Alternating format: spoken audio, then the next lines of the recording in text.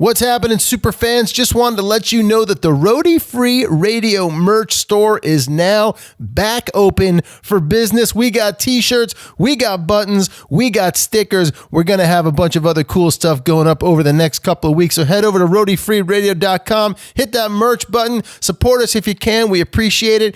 And get yourself some good swag and start looking good out there on the road. What's happening, roadies? This is Hank Fury. This is Catherine Turman. What's happening, roadies? This is Laura Davis-Chanin, and you're listening to Roadie Free Radio. What's up, roadies? My name is Larry Milburn, and this is Roadie Free Radio, your VIP pass to meet and greet the stars behind the scenes of the music and film business. All right, roadies, what is happening? Friends, welcome to episode 129. Happy April motherfucking Fool's Day, kids. We got Laura Davis-Chanin on the show this week. Man, this is a good episode. Thank you guys for joining us.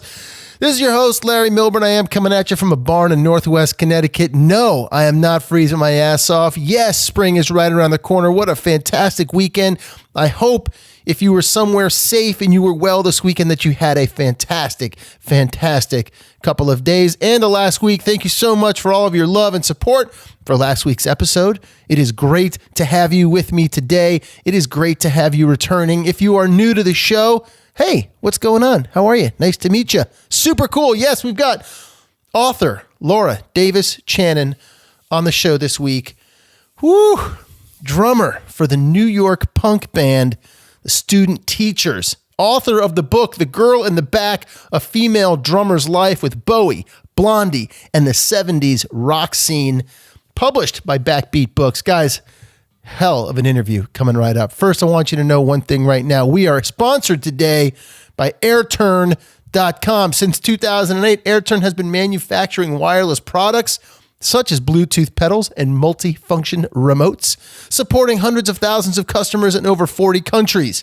They have a wide range of products to choose from, including the AirTurn Go Stand. You know I've been talking about the AirTurn Go Stand. I use it right here on the show. It's one of the best portable mic stands on the market.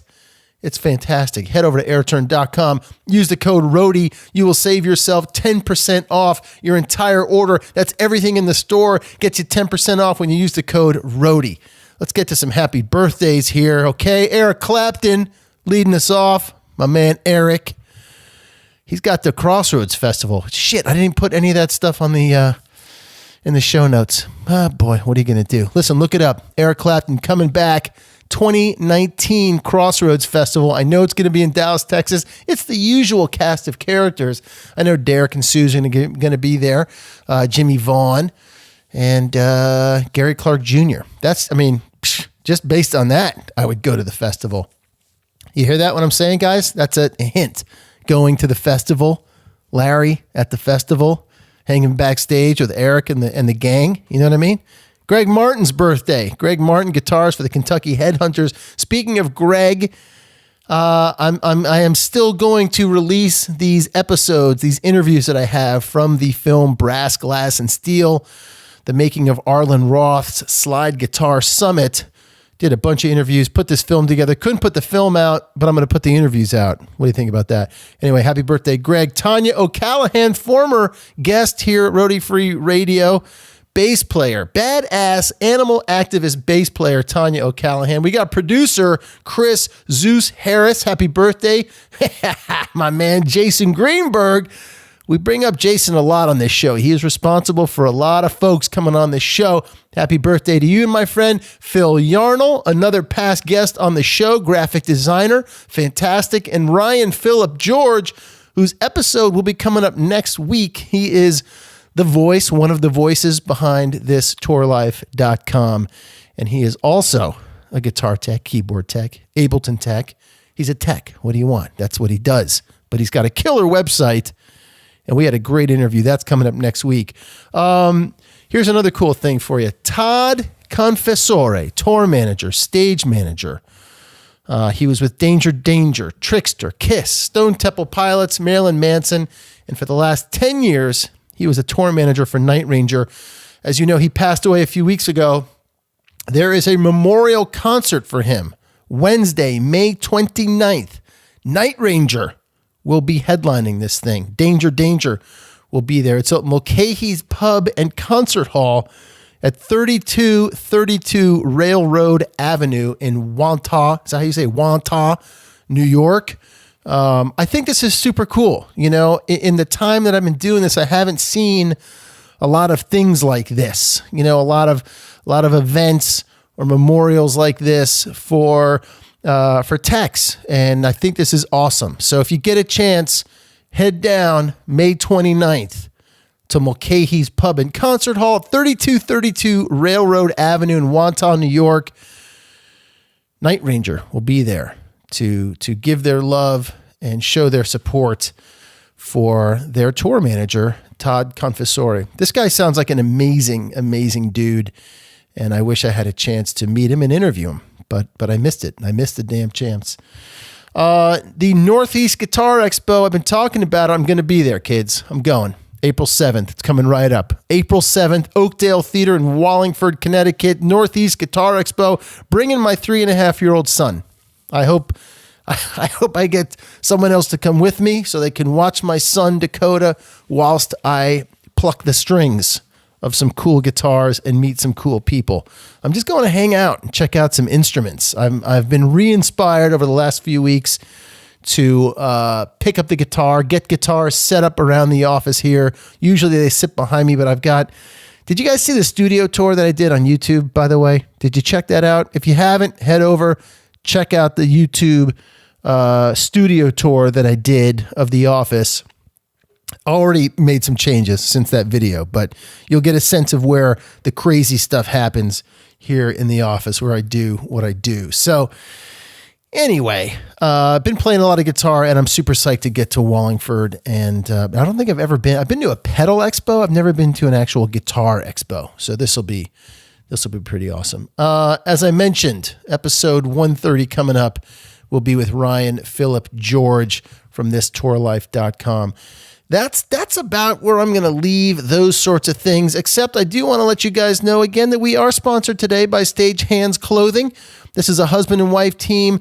And look, they're based in Chicago, guys. If you work in the industry, if you're working with your hands, stuff all day, right, and you're getting dirty, but you gotta be looking good. You gotta be hidden from the crowd, right? You can't be seen back there. This is the one-stop shop for backstage professionals.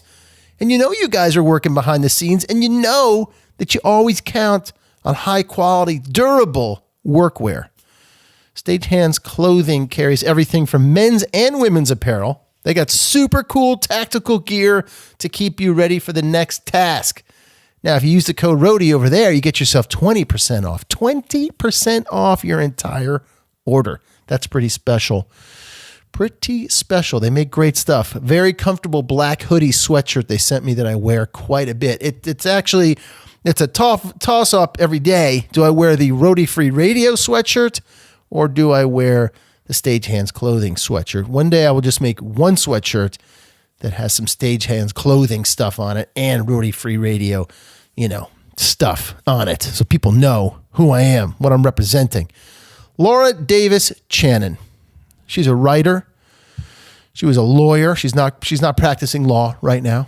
She's our guest this week, guys. She's awesome. This was a really, really, amazing interview. I thoroughly enjoyed reading The Girl in the Back over the last couple of weeks. It's a short read, and it's a great read. It did take me a couple of weeks to get through it because I read 2 pages and I fall asleep these days. But if you know anything about the 70s, if you know anything about New York City in the 70s and the punk scene and the drugs and the dirt and the grime and the disco and the drugs, this is an awesome book.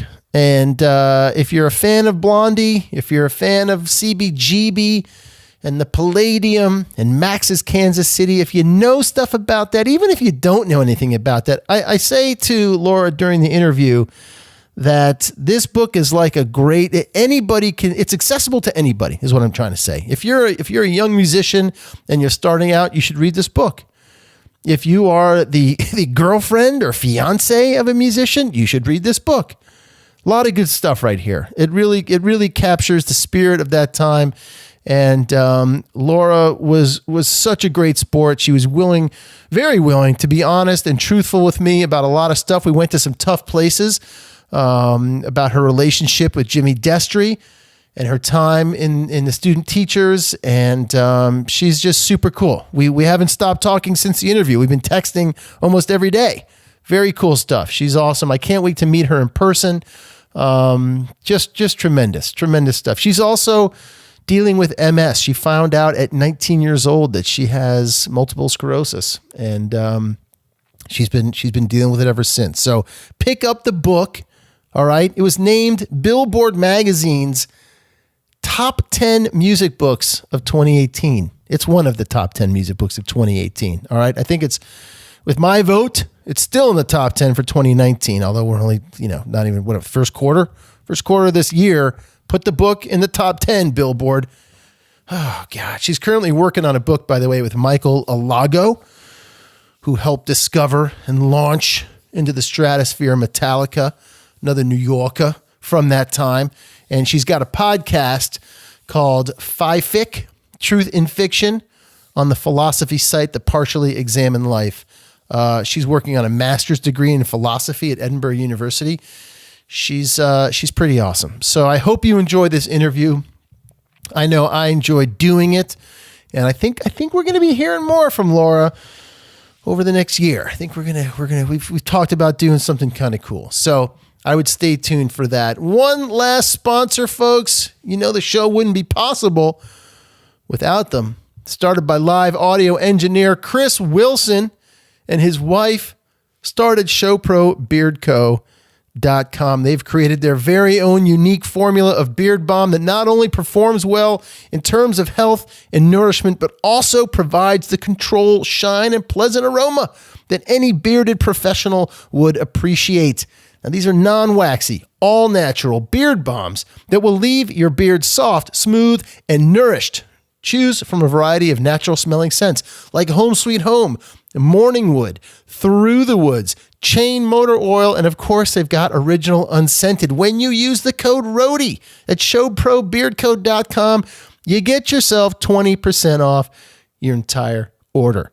They're awesome. I use them. I'm down to stubble right now, but I still put it on in the morning just to get that special scent. I don't even know what the scents are anymore. I lost the card, so I just have little colored decals on the bottom of my containers, and I just smell it. That smells good. That's what I want to smell like today.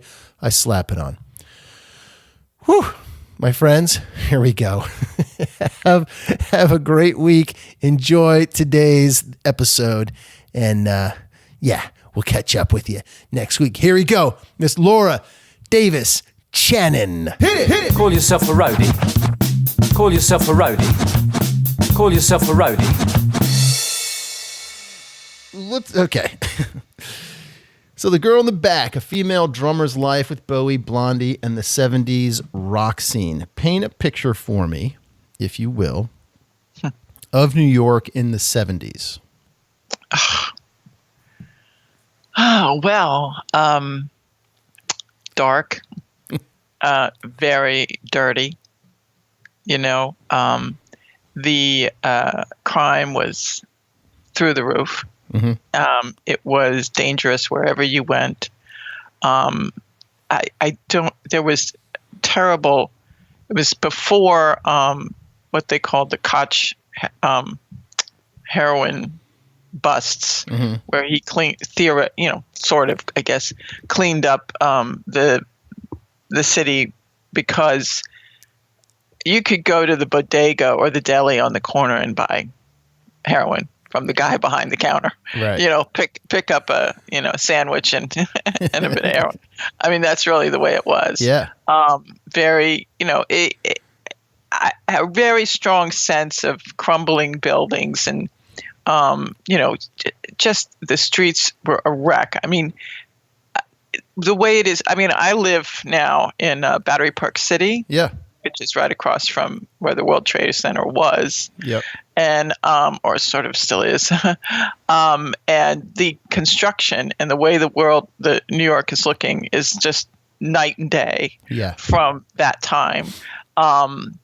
And so, it was definitely, I just remember when I think about it, quietly, I think about it, I just remember a lot of darkness. Oh, but that's probably because I was spending a lot of time at the club. So I was out at night a lot. But it was, as I mentioned, as we were just chatting before, like, and I was younger, but I just remember a lot of gray. And I look back, my mind's eye, prior to us, I always use this example for people, like prior to us moving up to Connecticut, we moved up here when I was 10 and a half, something like that.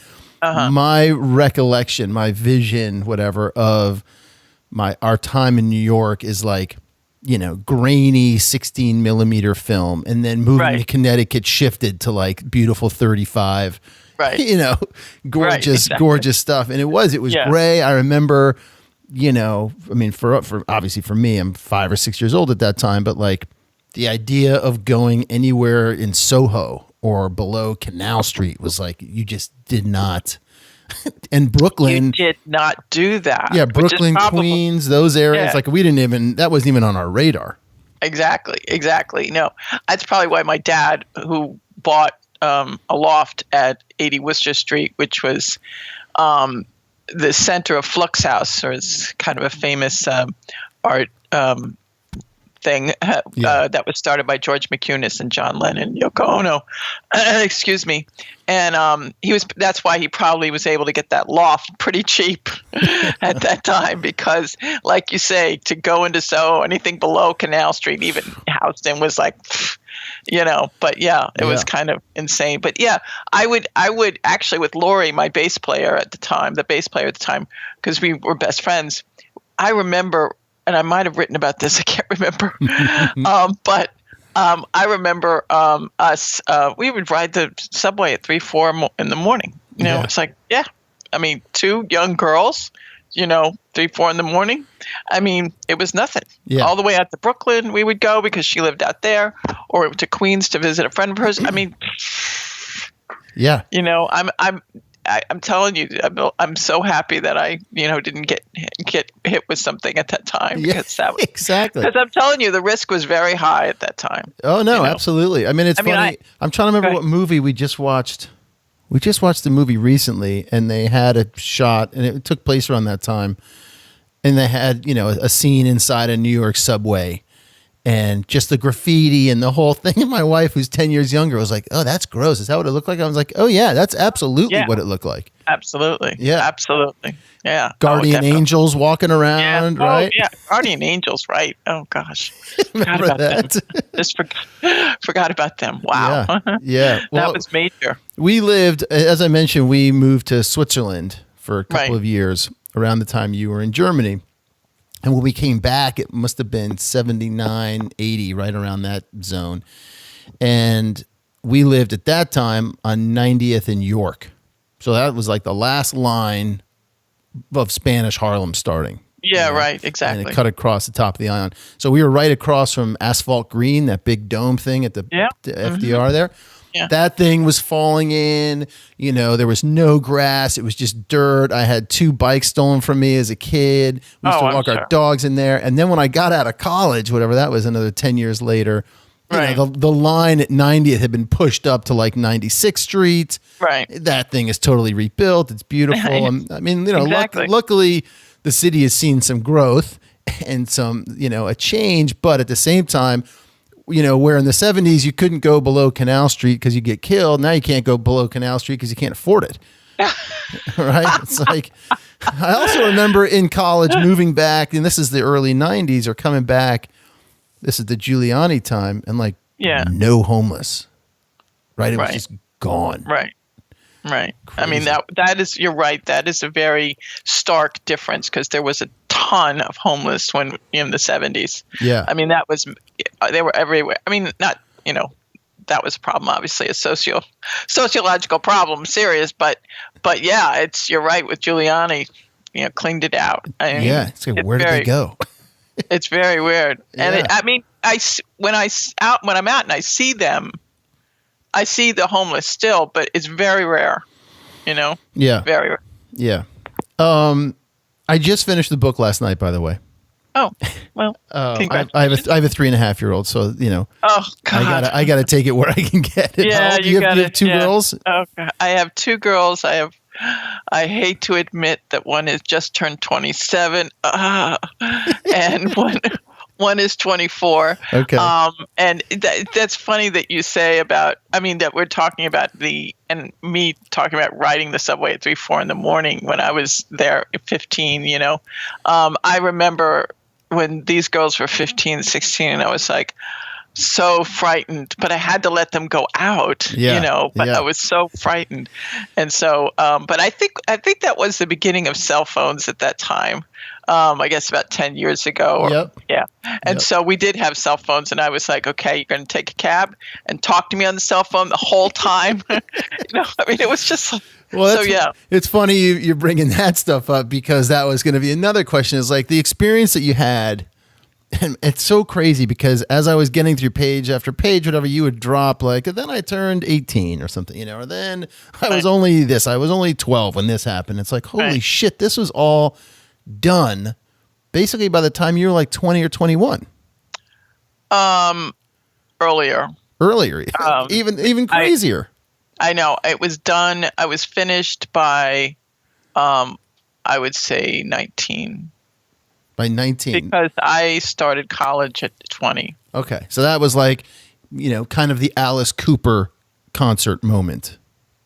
Right Alice around 19. Cooper, yes. Okay.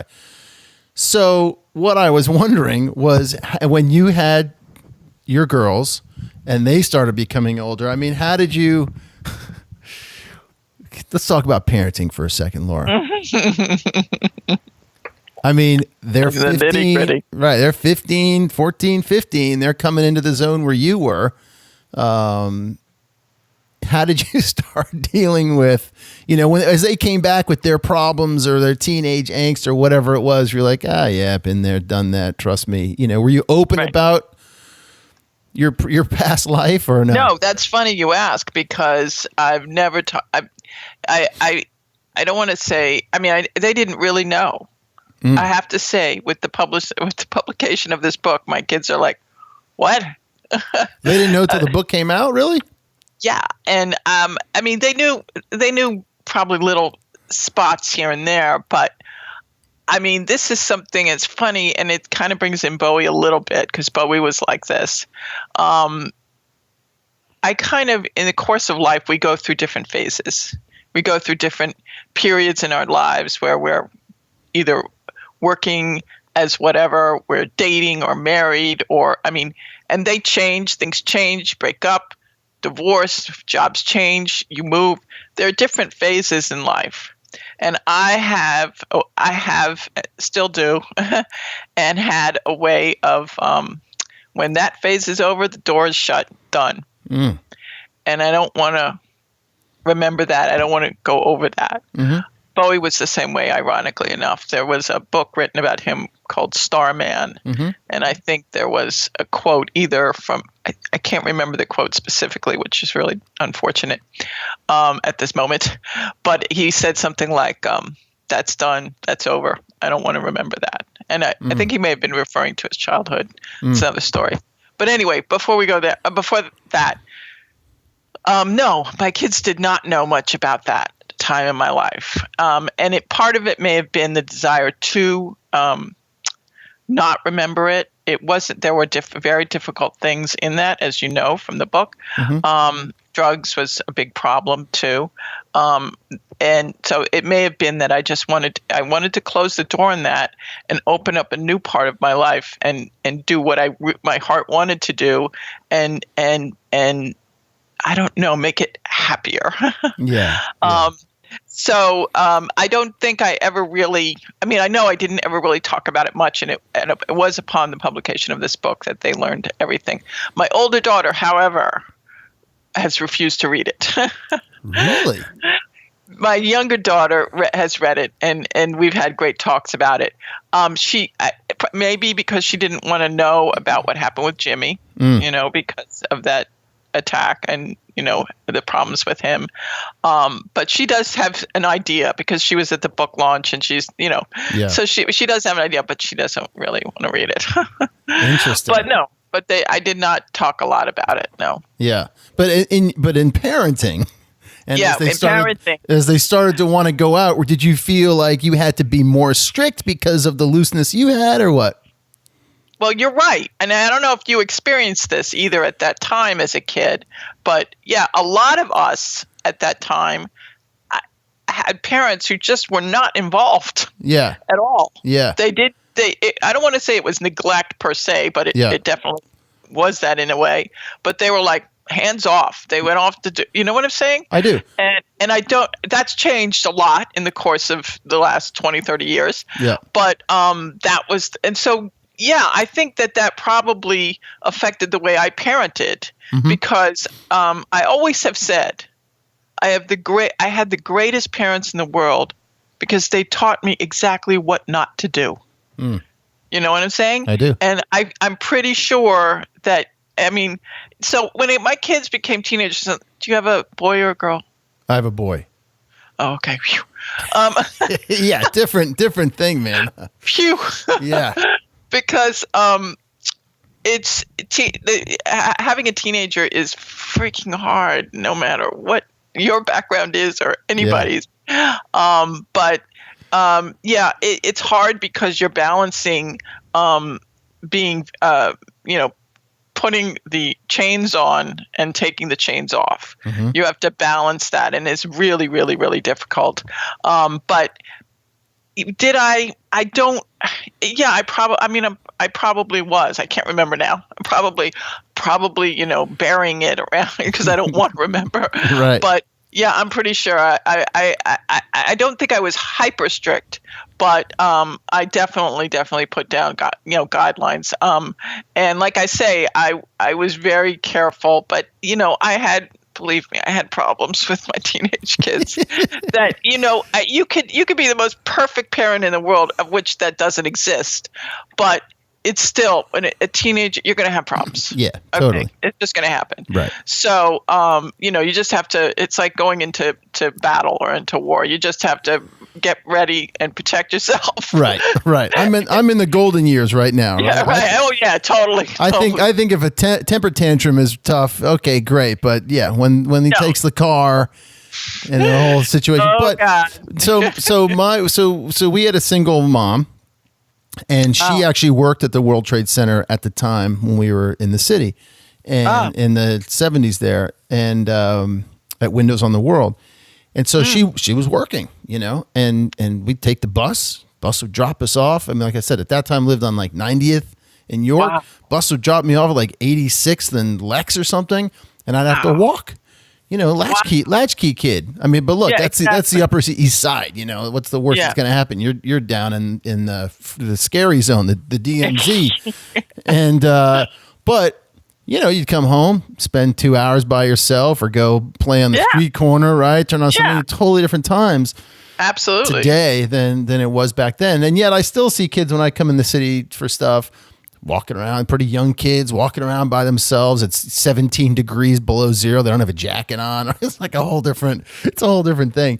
Do you walk around the city? You're down in Battery Park, so you're kind of near a lot of the areas, or when you're cruising around, do you pass a place? And does it sort of bring back? Oh God, yeah. All right. Well, that in that place. That now you're opening up a bag of. I think the problem I have is okay. So a little step into my psychological and sicknesses. I have this thing about, I feel like there in New York, there's like a ghost on every corner. Mm. And I swear to God, there isn't a neighborhood I can't go into where I'm just like, oh God, where I can remember that. And as a result, I kind of avoid a lot of the neighborhoods, which as a result means I don't go very, very far from Battery Park City right now. Right. Because, I mean, I've been here all my life. And but I'll tell you, I definitely avoid the Lower East Side like a plague because, yes, that was all CBGB and that was, Max's and, lots of places, Phoebe's where we used to hang out and have dinner and whatever. I mean, and I had friends who lived on 10th Street and Roberta Bailey, who was a photographer, well-known photographer. She lives on St. Mark's Place. A lot of other people still live on St. Mark's Place. Yeah, I avoid that area like the plague. Yeah. It's not a comment on them or anything. Sure. It's a comment on my inability to deal with my memories. Yeah. But yeah, it is. Yeah, you're right. Everywhere I go, every single place I go, I see something. Yeah. And I try to avoid. Now one of the fascinating things is, though, New York has been going through such a change in terms of structure, in terms of buildings, in terms of construction, that a lot of things are so different that it's okay. Like if I take a cab to go somewhere, I generally keep my head down, okay, because I'm not going to look and see where I am. But sometimes if I peek up, I'm like, okay, that looks a little different. Okay, that's okay. Right.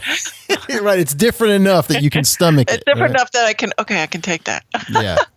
So that's a little introduction to my psychological insanity. When's the last time you stepped foot inside of CBGB's?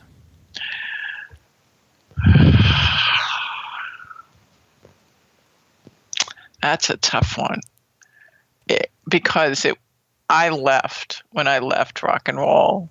You just pieced out totally. I totally left. And I left really when I was like about 19, I guess, which was about 80, 81.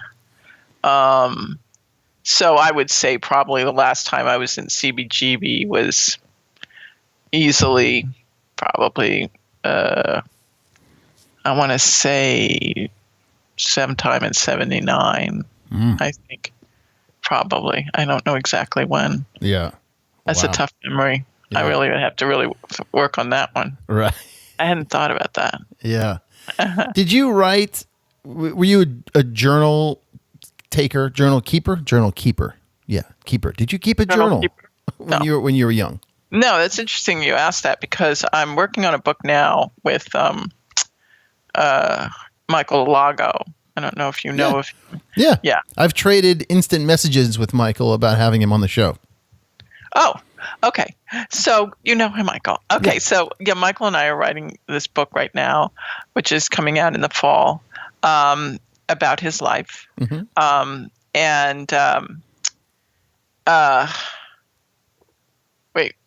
I just lost what you asked me. What did you ask me? You asked me about. I asked you, did you keep a journal? All right. The reason I brought that up is because one of the fascinating things about working with Michael is that we went through he is a journal keeper, writer, and has journals forever from, the beginning of time. And that I find fascinating. I never was one to keep journals. Do you write journals? I did. When I lived in LA, I did for a while. Yeah. But they weren't like today. I went and I don't know what. And then I've gotten away from it. I still have it, and I bring it on trips. I always bring it wherever we go because I'm like, I'm gonna carve out a little time to kind of catch up, and but that just does not happen. It doesn't happen. No. Yeah, I don't know why I never did it. I mean, both my daughters do. My older daughter, such intense journal writing, but I never did it, and I don't know why. But like I say, Michael, I was kind of like, wow, so shocked to see someone who had written something and keeps them and has like boxes of these journals from all his life. And it's fascinating. And it was been very helpful in going through and writing it about his life. Yeah. And I just as a side note, which doesn't have to do with journals, my last concert that I saw was Alice Cooper, as you know from the book. His first was Alice Cooper. That same show? No, Oh. His first was seeing Alice Cooper at the Garden in, I think it was 73. But my point is, I was like, that's fascinating. My last show was, and your first was that. It was really fascinating. That is cool. Well, I asked because, well, actually, just to go back to the journal thing, I still have the same, journal where I sort of wrote about emotions and things like that. But I keep all of my work notebooks. I have like 5 of them, and it takes me about 2 years to get through a book. So I've got a bunch of them. Oh, wow. Because sometimes I like to cruise back and see like, oh, did I ever accomplish that thing that I wrote down, or, stuff like, it's crazy. Fascinating. Yeah, that's fascinating. And what do you do if you come across something, I didn't quite get that done? I put it in a new book, or I go, that's done. That's finished. All done. You're never going to get there, kid. Yeah, no, he's got that too. He has all those work. But what's funny is I think when computers came into our existence as intensely as they are now, I kind of took that on, and I write up a lot of stuff, but I keep it on my computer. Yeah. But I find it fascinating that people like you and Michael, still write. I'll give you one last weird insight into my psyche, since we're sharing our psyche and our process. Our psyches here. So at the beginning of every new notebook, right, I write something of like a, some sort of, not a positive affirmation, but like some kind of slogan or something to help me kick off the next thing. Nice. So here we are. It's 2019. My first intro, I didn't even put a date. Usually I put a date. There's nothing on the first page of this book because I couldn't come up with like what, I think last time it was PMA, positive mental attitude, or like, get shit done was a big one. Like, let's go. We're going to start this new chapter and we're going to kick ass. I haven't even come up with the one for this year. I'm just going. It's just an extension of like fascinating. Hustling. Yeah. So that's fascinating. That just shows I have so little time because of there you go. Doing the show, having client work, having a kid, the whole thing, being a dad. I was gonna say when you said there's nothing at the beginning of this book, it's because you got a kid. That's right. You got a kid. That's why. Right? Absolutely. I don't have time to think about what the thing. It's just like you get up and make the coffee. That's it. Exactly. That's what I should write. Make the fucking coffee. Make the fucking coffee. That's what you should write. I agree. So to go back to get to what my question was basically what I was working toward. So you didn't keep a journal. No. So tell me about the process of writing this book and revisiting some of this stuff. Because obviously, several of the scenes in this book are pretty detail oriented. You reference and then he or she put their bag on this chair or whatever it is. I mean, exactly. You're painting a scene, obviously, and I know that when you got to school, I believe you did study writing. So along the way, did you start revisiting I better write that scene about Bowie with the last time you see him, just to, what would it be like to sort of, draft that? All right. Well, let me just say, first of all, about the Bowie, and then I'll answer the rest of the question. Okay. If you actually are kissing David Bowie, you're not going to forget that. Okay. It's just not going to happen. Yeah. I mean, that is etched in your brain. Yeah. Yes. Well, see, when this all came about, I never wanted to write this book. I actually had been asked a couple of times over the years to write this. But I had said no because I ironically, I don't know if ironically is the right word here, but I'm a very private person. And but anyway, but then I woke up one day and David Bowie had died. And I was, as we all were, I was just like, totally. I was, in one way, I was surprised how shocked I was, how, devastated I felt. But in another way, I thought, well, that makes sense because he, as I go into in the book, had been pretty instrumental in, I don't want to say giving me permission to do what I wanted to do in life, but that's kind of what happened. Yeah. And so I don't know. I had written, so I got up and I was just like, throughout the whole day. And I wrote this essay about, which I might have, mentioned somewhere, about Bowie called Mortality and the Man Who Fell to Earth. And that was published on my Partially Examined Life, place where my podcast is. And my agent saw it and, hold on one second. Lucas? Shh. And my agent saw it, and he started bugging me to write the book. And I was like, I don't know. But then, the Bowie, I kind of felt like I had to write it. Okay. And so in terms of the process that you're referring to, I ended up emailing and talking a lot with the people in my band because we had reconnected recently because a CD of all our songs came out in 2014. And so we had reconnected and had dinner and, after all these years. And so I started emailing them and, but I remembered a lot of stuff. I mean, even though, when you're a teenager, it's kind of really huge, the experiences you have. Yeah. Because it's the first time in your life where you're breaking the umbilical cord, and you're moving and you're experiencing life without mom and dad there, So those experiences, they're very virginal. They're very primary and primal, and so it's not hard to remember a lot of those because of the how profound it is. Mm-hmm. So that's one thing. So that as I was writing, a lot of that was coming back. It came back very fast. I think I wrote the book in 3 months. Wow! Because it came back very fast. And then I was talking with everybody in the band, and then I came in, and I know, as you may recall, there are a lot of footnotes where I cite what they remember as well, because memory is like that.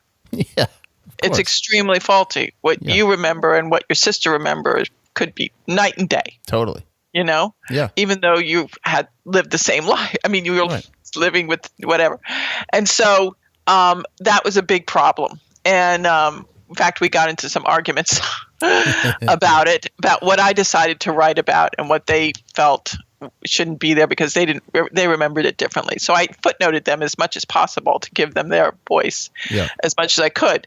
But anyway, that's one thing. But yeah,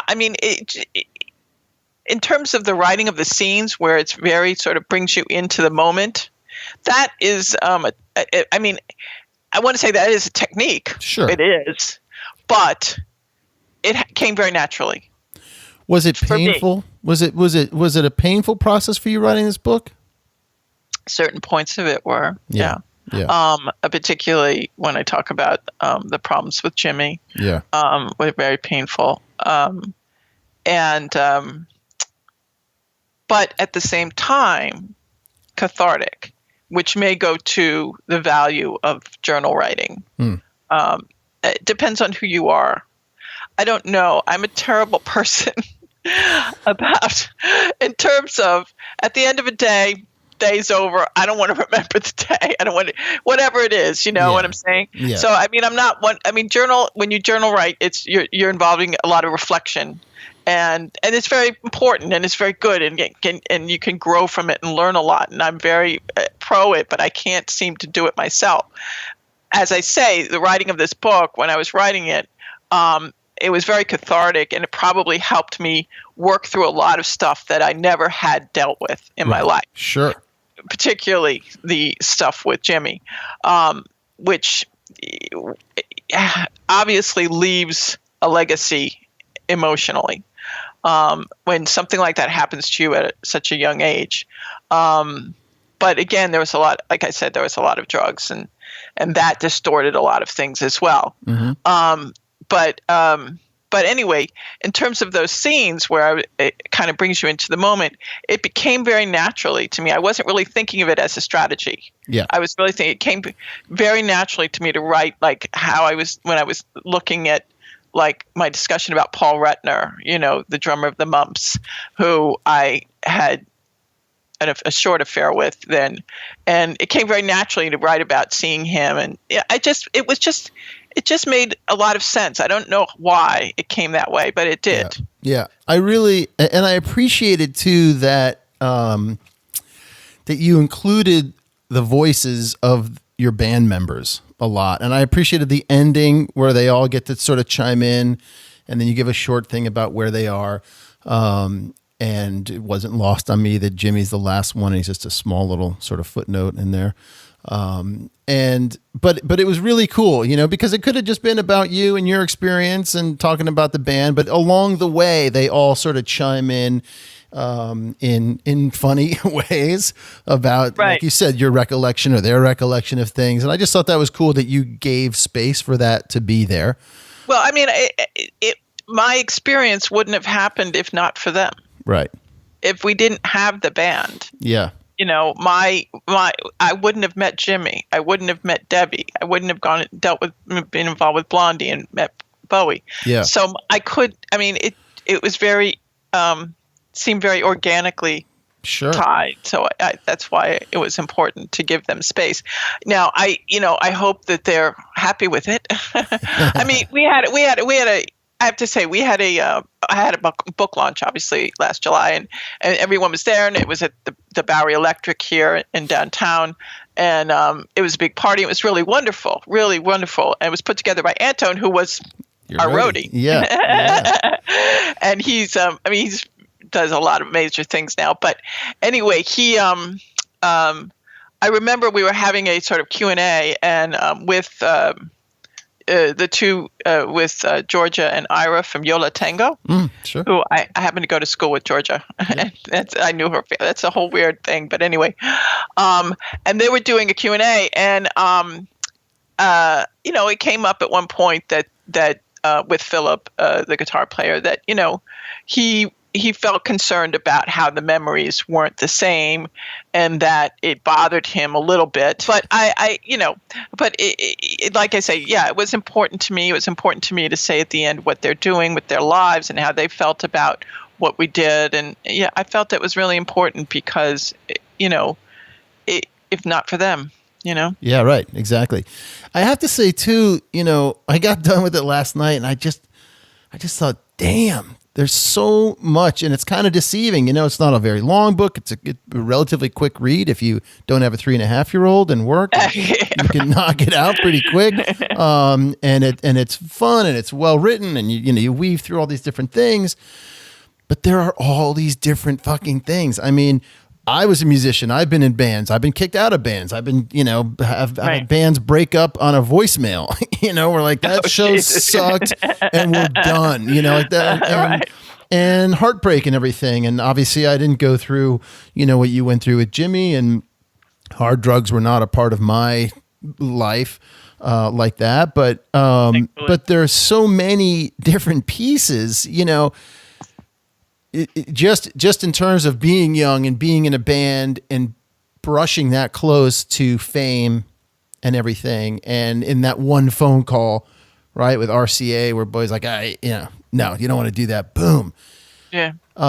If you are a young, musician or band member, this is a book to read just to get an idea of how the different avenues can open or close to you. Open or close. Yeah. Right? Absolutely. If you are a young woman in a relationship that is not the best healthy relationship for you, this is a book to read to get some strength out of, I hope so.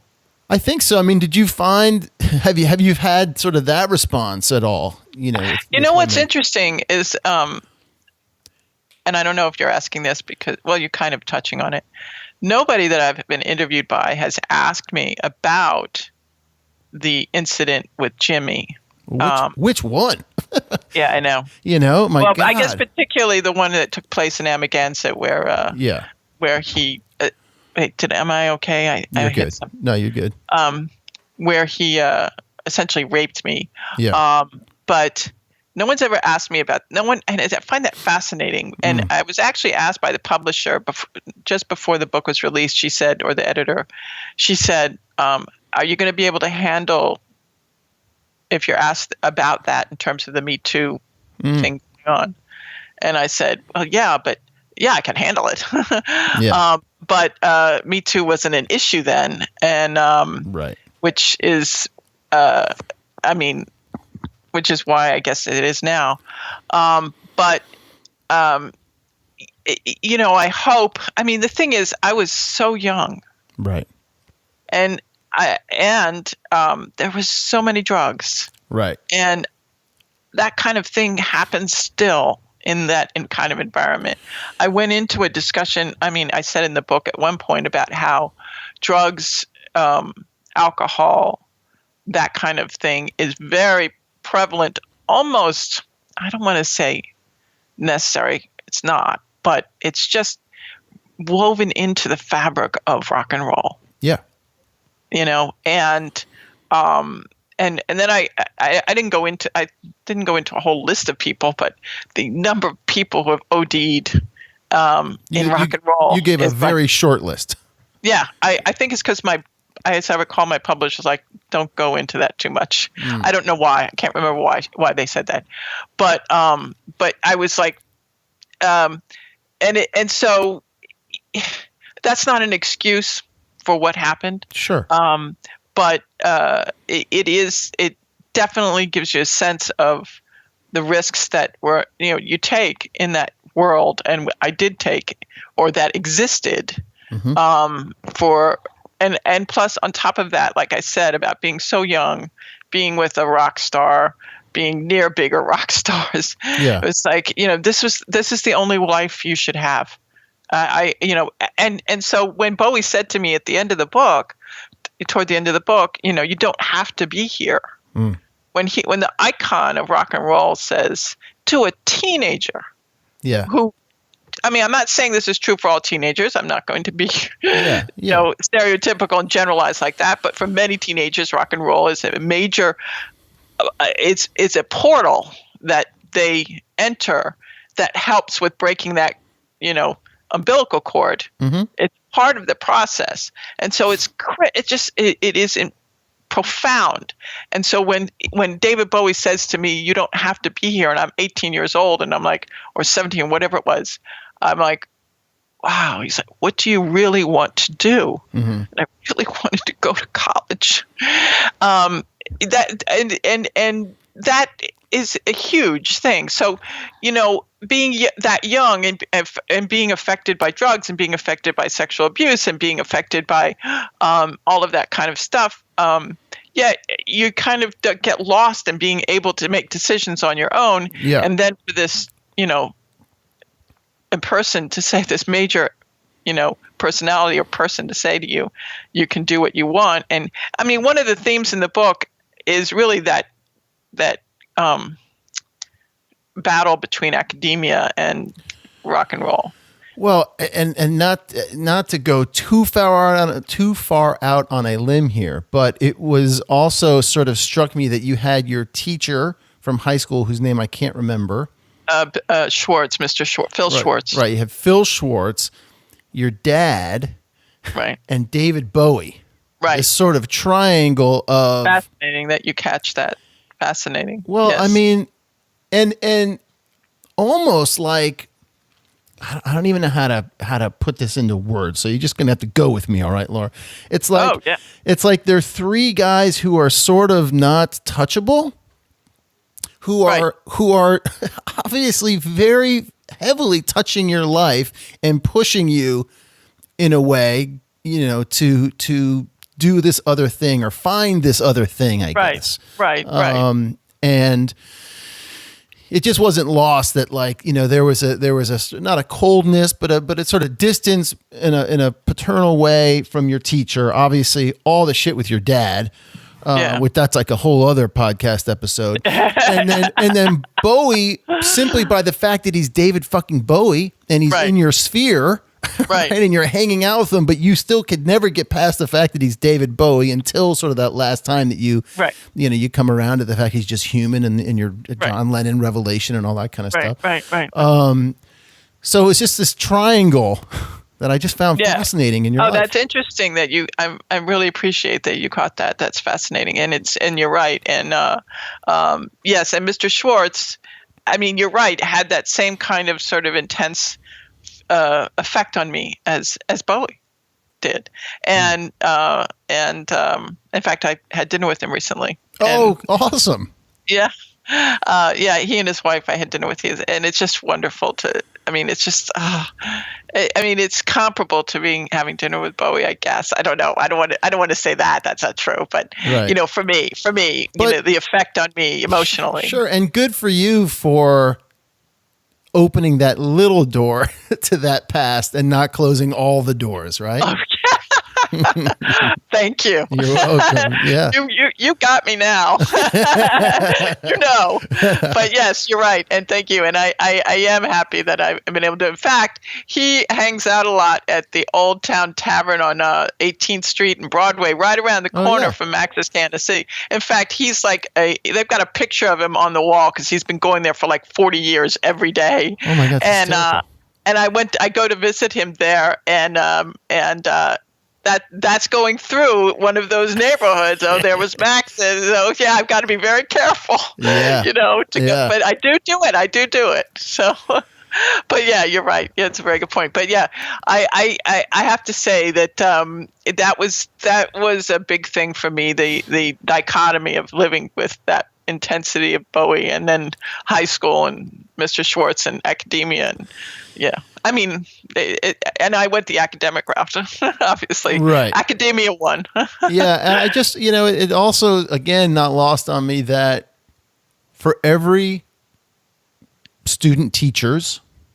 right? For every woman who's in a relationship like that, right? There are like hundreds of thousands, right? There's hundreds of thousands of bands that are just on the cusp and they don't make it for one reason or another. There are hundreds of thousands of women who are in relationships that it's the drugs, right? It's the work pressure. Right. It's whatever. This is just the role I'm supposed to be in. I mean, your thread of sort of being lost is woven throughout every phase of this whole thing from like, and it's so true, 14 or 15 to, Alice Cooper. It's all there, just kind of wandering. The other thing I also found interesting that I wanted to ask you about was, so you get fired from your band. Yeah. There's not one shred, and perhaps there wasn't a shred of, well, where's my next band? I got to find the next band.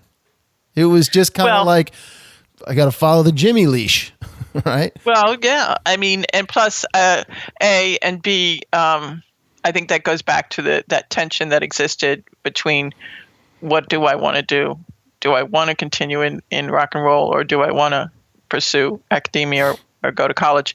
But also, I got diagnosed with MS. Right. And so that also introduced a complication that I was like, wait, what do I do about this? How does this work?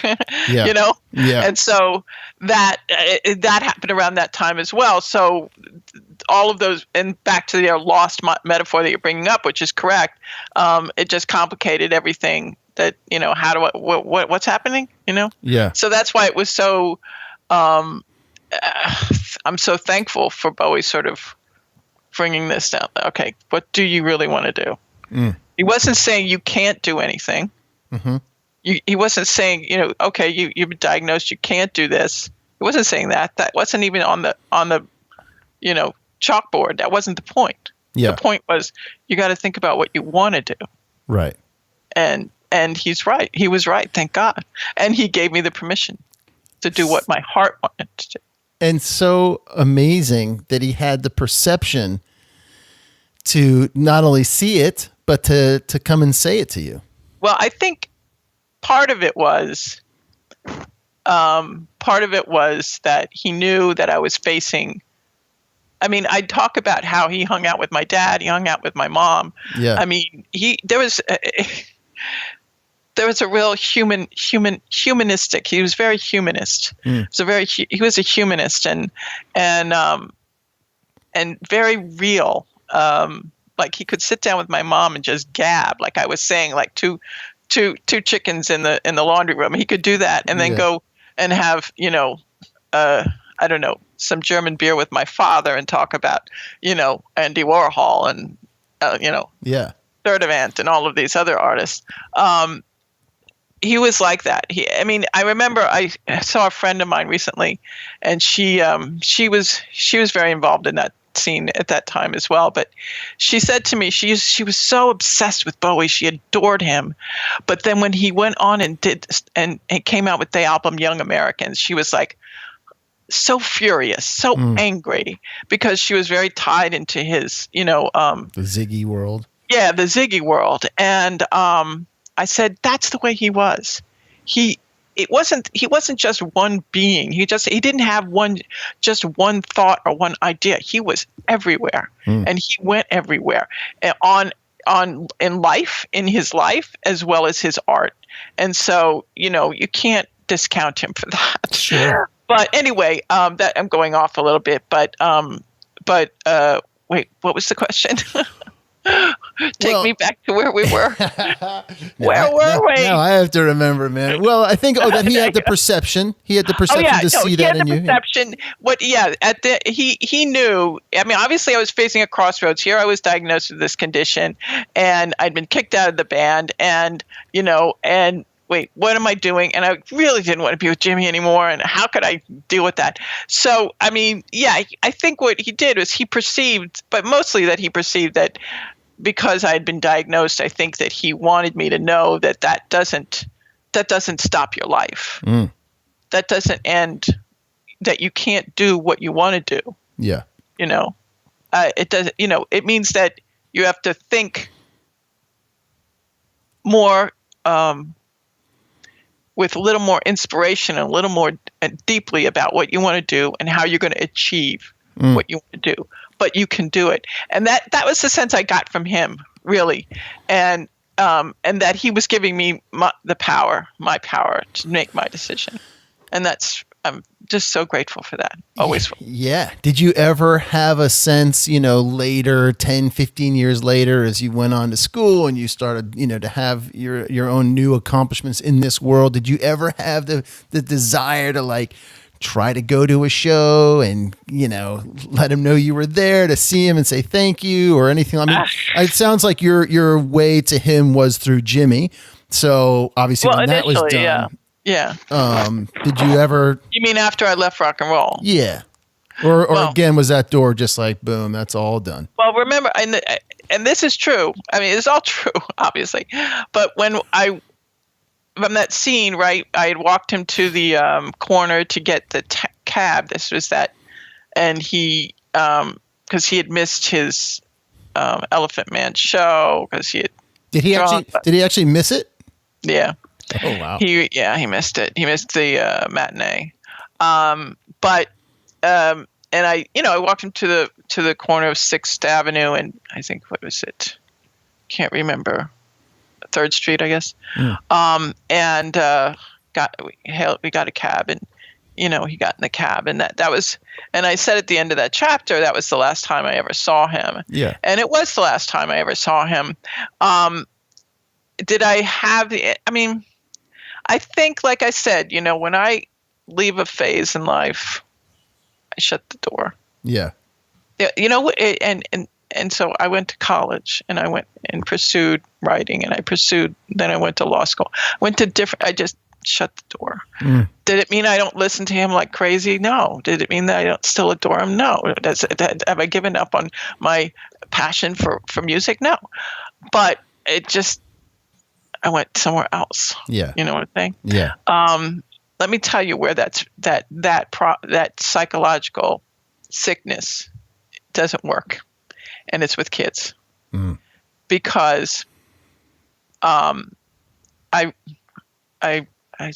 recently got divorced, I guess about 3 or 4 years ago, and here I am leaving a phase of my life, but I can't totally shut the door. Because I have kids, So that's where you have to grow up, Right. when you have kids, so you can't just do it. So that's a whole nother thing. Go talk to my therapist. Yeah. But Wow. anyway, yeah. Unreal. What's been a big surprise for you now that the book is out and just going through the process of painting this picture and putting it out there? The biggest surprise. Something maybe there was stuff you expected was going to happen. What was sort of the unexpected? Well, one part of it is that a lot of people want to talk to me about because of their experience at that time, as well as just wanting to know about that time. That time, that late 70s, early 80s is very hot right now in terms of TV shows and movies and books and, everything. South by Southwest and all these all these, a lot. So that surprised me a little bit. So I don't know. I guess I remember the first day that I got the book. This was mailed to me. The book was mailed to me, and I got it.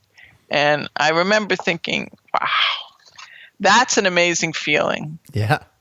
But in terms of, the story and, I just think I've been a little surprised at how much reaction I've gotten, and how many people want to talk to me and talk about it. Mm-hmm. That's been a little surprising. I guess because I'm not used to that. Right. You're a private person. In life. Yeah, I'm pretty private. Yeah. So I'm not used to it. But that's been a little surprising. I was thrilled that Debbie liked the book.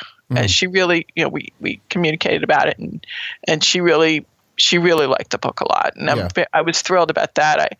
I wasn't totally surprised because I know she's not a fan of Jimmy's, and Jimmy doesn't come off great in the book. Yeah. So I know that, but I think she really liked the way the book was written, which I really appreciated. And so did Chris Stein. I had a lovely talk with him about it too. But that, I just have to say that I think I'm more surprised by the reaction from people. And I was really shocked that it was named in the top 10 music books by Billboard for 2018. That was like, what the fuck? I was totally shocked by that. Yeah. But, that's great. But I was totally shocked by that. So, yeah, that's been good. That's been good. Yeah. Well, again, you pack in, there's a lot in there, and, that's in this easy to read and digest package, and it's very clear, right? The imagery that you paint is clear, and you get it, and you're like, holy shit, she's only 19. It's all done. Right. It was like this little lightning bolt in your life. Yeah. Have you had any contact with Jimmy at all since you were 19? No. Nothing? No. Oh, since I was 19? Yeah. Yeah. Oh, Yeah. I saw him, I think in 2004. I think. Oh, wow. Yeah. I saw him briefly in 2004. And it was very nice. And, I think he was still having problems with drugs, I think, at that time. I believe that he and Blondie, the band, parted ways not long after I saw him. And he started his own band, Sound Grenade, which I don't know what's happened with that. But since then, no, I've heard nothing in terms of the book. And I've heard nothing from somebody who may have known him, who knows him. Yeah. No, I've heard nothing because he doesn't come off well. Now, does that mean he's not a good person? No, he's a fine person, a terrific person, but he was going through a very difficult time, and unfortunate things happened. Yeah. Not an excuse, just it's a fact. Yep. Just a fact. Can we stay with this just for a moment? Because I just want to ask, Sure. in the Amagansett section, Yeah. you don't actually come out and say in the book that It was rape. That it was rape. Well, Was that a I don't think- conscious decision? What, Yeah. how did you handle it? I don't think a 17-year-old, I don't think I would have thought of it that way. I thought about it that way later. But even if you're in a committed relationship, no means no. And I'm not saying that it wasn't a situation where I had even said no, but it was, I had just gotten out of the hospital. I was recovering. I was on medication, and I was not feeling well. Yeah. So it was not, it's a situation where he forced himself upon me, which he shouldn't have. But I did, I was not going to, I think I thought at the time, this is not good. Yeah. But I think I was scared and I didn't know what to do. And so I may have thought of the word rape. I don't remember if I did. But I didn't feel comfortable writing that because at the time, I don't know if I had actually thought of that. And I know I was scared and confused. So that's why I used the word then. Yeah. But I definitely think it is. It was. Yeah. Yeah. I mean, let me ask you a question. Yes. What is your perspective on the Me Too movement, just out of curiosity? I don't talk to enough men about that. Because, anyway, I'm curious. I mean, I think... You can edit this out if you want. No, that's all right. That's totally fine. I don't do a lot of editing on the show, by the way. So, good. So Fabulous. warts and all, we're in. I mean, good. I think it's like about time, right? And it's interesting. We're just seeing glimpses of it in the music, affecting the music world. Yeah, just seeing glimpses. Absolutely. Just little glimpses, but I mean, my God, like, when you think of, again, like sort of the rock stars and all of that, I mean, I don't know. I mean, you've been around, you've been in the business a long time. You couldn't have not have seen that sort of thing happening. Oh, yeah.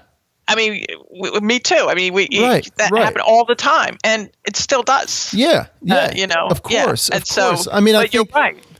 Part of the difference is like you were already in the relationship, right? You were the girlfriend, and I don't think it. I guess when I think of Me Too, I think the biggest part of that is, and I could be totally wrong, I could get blasted for this, so come to my rescue if need be.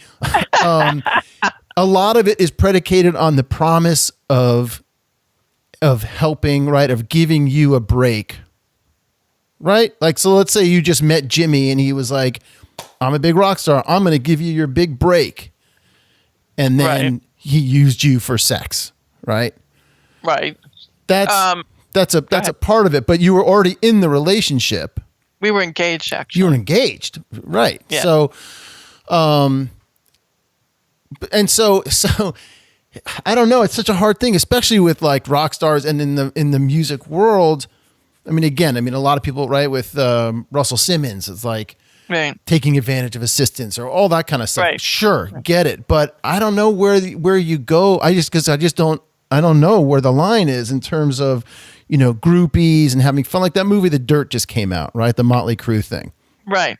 And you think about all those women and all those scenes and stuff like that. I mean, to some degree, weren't they willing participants? I did a panel back in December with a couple of roadies, because these gentlemen I was telling you about from that time, your time. Right. Yeah. And we got into some of this stuff and we talked about groupies and that dynamic. And they both said, to a large extent, they were like, look, I got used just as much.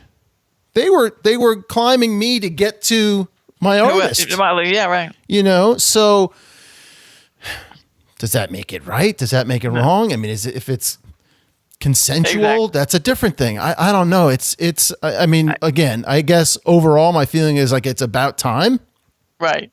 But it is very hairy. It is very, difficult to break it apart right now. Yeah. But it is necessary, and it's a movement that's evolving.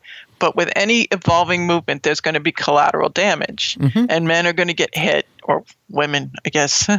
That shouldn't be. Sure. Yep. But you're right. It's probably more than any other place. Maybe, I don't know. I don't want to sound totally stupid, but maybe in rock and roll, it's going to be even harder to break that down because of that curious dynamic of the groupie idea and what do they want, and what does the rock star want, what does the roadies want, Yeah. It's much more. It's probably much more complicated. And then you're talking about like social issues and the pill and massive amounts of drugs and and women's lib and just like all this other crazy shit that's going on. So so maybe the only line that can be drawn is I'm saying no and you're still forcing yourself on me, right? So if that particular intersection happens, I don't know. I mean, it is crazy, and I think it's going to take a really long time for it to work out. But at the same time, it's like, wow, right? It's like a lot of our race issues right now, right? We're still talking about this. Oh yeah, this is still a fucking problem. Yeah, exactly. This is still a problem after all these years. Yeah, I know.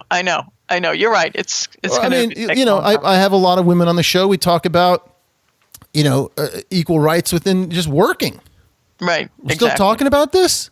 Yeah, we still are. Right. I know. If she puts up a better mix than the dude next to her, then she should get the fucking job.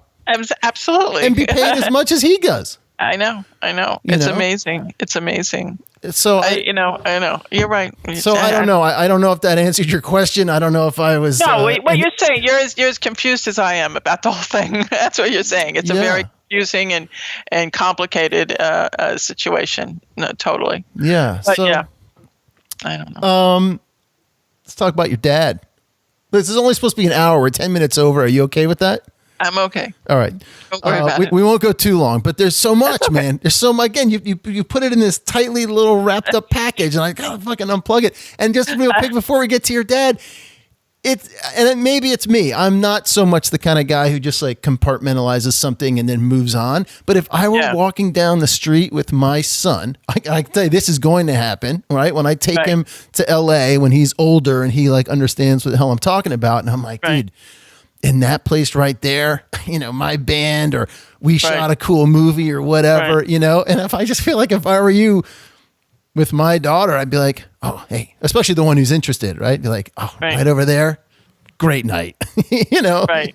Used to be a killer I mean, club. I did have one time when I did do that, God, a couple of years ago, maybe 10 years ago. I can't remember.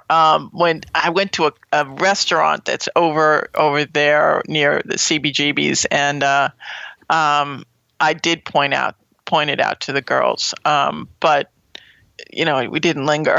Yeah. I don't know. I don't know why. All right. So what does that got to do with my dad? No, nothing. I took a quick detour. It was more a comment that I would, I'm that kind of person. I would do that. No, my question about your dad was, so after you got out of rock and roll and you were like, okay, I'm out, I'm going to go to college. What was your dad's reaction to that? I don't think you really got into any of that portion. No. Was it a bit of a, my impression from reading the book was that, and I'm projecting that he would be like, kind of an I told you so moment. No, but I can see what you're saying. But he didn't say that because he didn't say anything.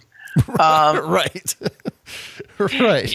He my dad, and he passed away in 2014. And so, but my dad was probably the perfect image of a narcissist that you can imagine. And so whatever was going on around him, like kids or anything, had to occur as it reflected off him, as it affected who he was.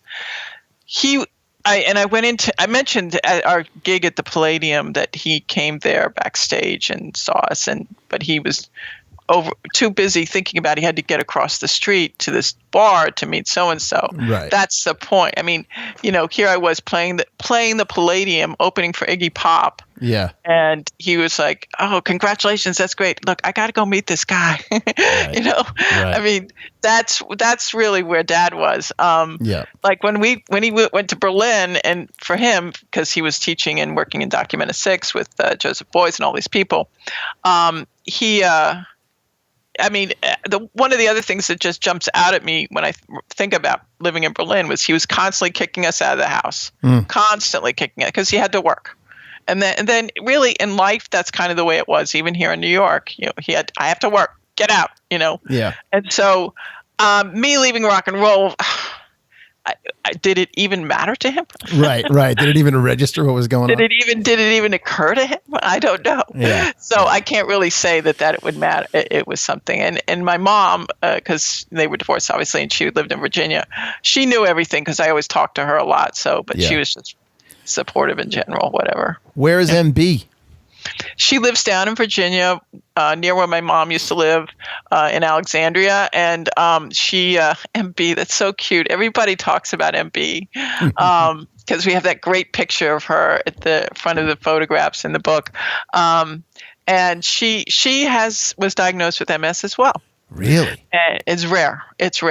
And the difference is that I was diagnosed at 18, obviously, and she was diagnosed 18 years later. Wow. At 36.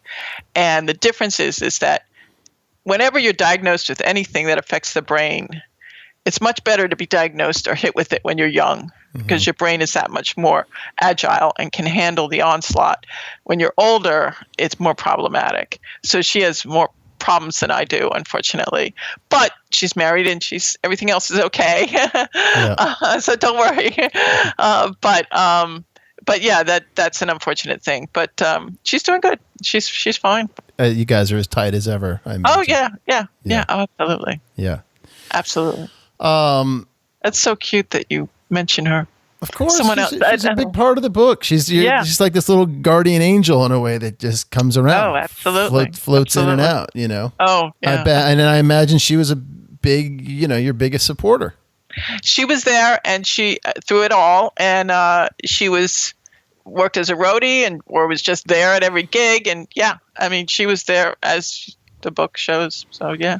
And anyone who's listening, who's wondering maybe why you're on the show, also, I forgot to mention this at the top. You were a roadie, for God's sakes. You spent time being a roadie. I was a roadie. Right? You schlepped some shit for some people. Oh, damn right. I schlepped shit. Put the show together. Absolutely. Yeah. That's how we started. That's how Lori and I got in. And I mean, that's how that whole process happened. And we were the roadies for the band The Erasers, and who are terrific. In fact, Susan Springfield, who was the lead singer, is a lawyer now as well. And she, I think she adopted this wonderful African-American child, really lovely. But anyway, yeah, we and Jody Beach, she's married to, who was that musician? Chris. Can't remember. I'll think of it. Yeah. Anyway, so yeah, we roadied for them, and I discussed that, and we went to Philadelphia with them. We went all around with them, and we were lifting that crap, doing it, lifting the crap. Yeah. All right, let's start bringing it home, Laura. Let's start working toward the. I could do this a lot longer, but so could I. I got a thing I got to get to. I got to go see a guy about a thing. But I got a thing. I got a thing I got to do. Laura, who are you today? You are still practicing law? No, we're done with that. I stopped practicing law a while ago. The reasoning was because I was an elder law attorney, writing wills and doing trusts and estates, and all of my clients kept dying. And after a while, I was like, I need a break. Yeah. And so I stopped. And but I've been writing for all my life, and I always wanted to get back into writing, even though it's kind of happened in a way I didn't expect it to. So I'm writing this book with Michael. It's called I Am Michael Alago, breathing music, signing Metallica, beating death. Wow. And it's coming out in November, and so we're working on it right now. It's really been, I mean, Michael was there with me back when we were in CBGB's and the band starting. He was Laurie's best friend, and then he became very close with me as well. And so this has been wonderful to go through this with him. Obviously, he became a record, I mean, he really essentially discovered Metallica. I mean, I know Metallica was on another, record label, but really, Michael really brought them to the world. Yeah. And so that's a big deal. And he did a lot of work with, Cyndi Lauper and all of these amazing people. So that's been a lot of fun. And then, and that comes out in the fall. And then in the process, I'm working on a novel called A Finished Noise, which I hope to come out next year. Cool. And I don't know, I might travel to Spain for a while. I don't know. Nice. You have a podcast. What's your podcast about? My podcast is called Phi Fic, Philosophy and Fiction. It's on the Partially Examined Life Philosophy Network. Actually, at the time that I started writing A Girl in the Back, I was working on my master's in philosophy at the University of Edinburgh. So that's kind of another way I go. And yes, and I think we post something. We post a book that we discuss about every month, 6 weeks. Okay. Yeah. How long have you been doing the podcast? Years. Just It seems like forever. Right. I would say like 5 years now, probably. Good for you. Yeah, it's really been a lot. It's a lot of fun. I really enjoy it because I love reading, and I love and people are really into reading now, and people are really into, I notice, reading hardcover. Yeah. Because everybody's so digital. Yeah. It's like, oh, wait a minute. We can read pages. Right. Right. By the way, when your son gets to preschool, make sure they teach him to write. Because a lot of these preschools, they work with iPads, Yep. and the kids are like, which is fun and fine, right? But just make sure whatever school you put him in, that they teach him to write. My handwriting has gotten so bad. Oh, me too. Which you'll see by the note that I've got in here for you already, ready to go. It's totally gone downhill in the last 10 years. It's just awful. I know. So I hope you can read this thing. Okay, if I can, I'll call you and give me a call. Tell me what this says. But yeah, I mean, it's amazing that, and I've heard about friends whose kids, are going to preschool into first, second grade. Wow. You gotta. Schools are not teaching their kids to write. These kids to write. Yeah. And I'm worried that's going to affect the way they're able to think. Sure. And cognitively, take in what they have to deal with in life in terms of reading and everything. So. Oh yeah. It's very worrisome. There's a lot to be worried about these days. Oh yeah. Sure. All right. Wow. We won't go to that other thing, but yeah, right. we got the Me Too movement in there. Yeah, Let's just leave it at that. It all. Covered it, man. What's going on with the MS, my dear?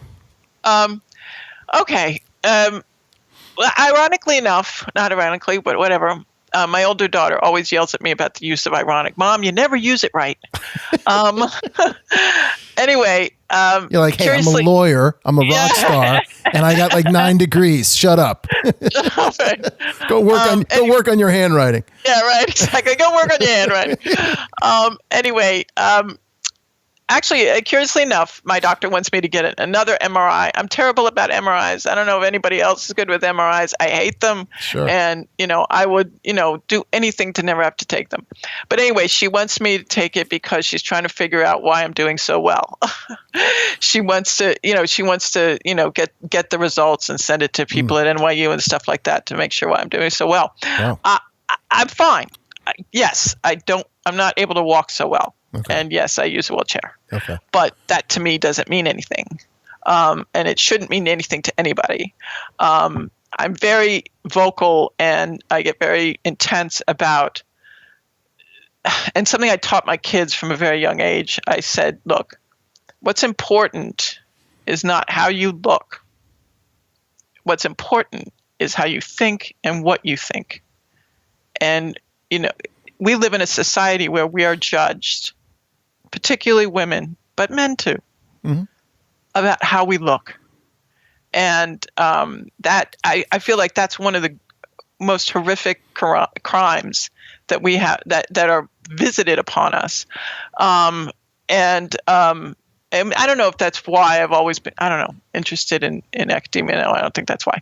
But yeah, but other than that, everything's fine. Everybody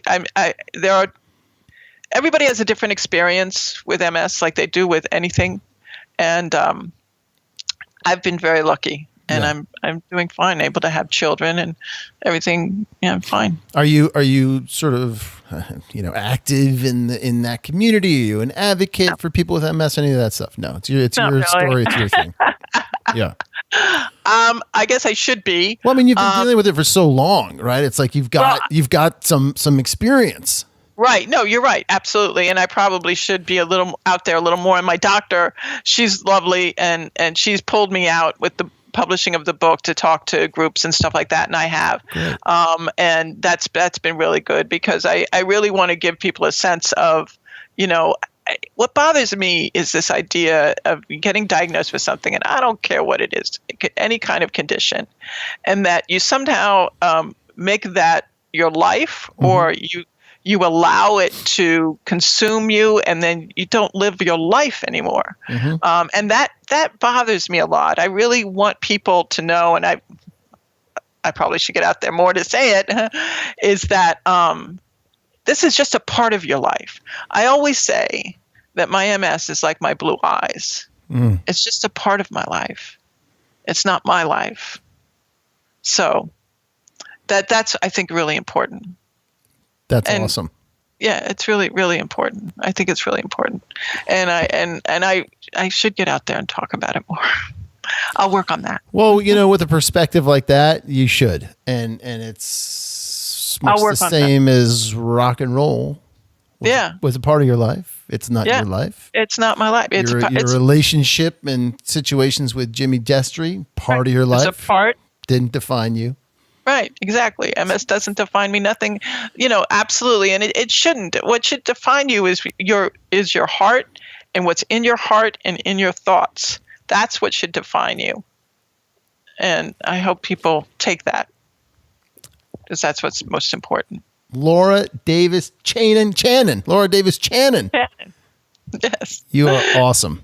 So are you. Lovely to meet you. You really too. Wonderful. Thank you so much. Oh, yes. For putting this story out there and coming on and talking about it some more, opening up those doors. Yeah. And talking about it some more. Yes. And your honesty and whatnot. It's just awesome. So thank you, and good luck with everything. And I appreciate you being on the show. Thank you so much. I appreciate it. Laura, I can't thank you enough. So cool to have you on the show. Folks, I want you to stay tuned next week. Episode 130. We got Ryan, Phillip, George, guitar tech, backline tech, keyboard tech, tons of stuff. And one of the voices behind the website, thistourlife.com. Stick around for that one next week. In the meantime, you can follow us at Twitter, Facebook, Instagram, SoundCloud, iTunes, Google Podcasts, YouTube, and Spotify, all as Roadie Free Radio. Check out the website, roadiefreeradio.com. Send me a note, man, because I wants to hear from you. That's info@roadiefreeradio.com. And my friends, in the meantime, please, y'all be safe out there.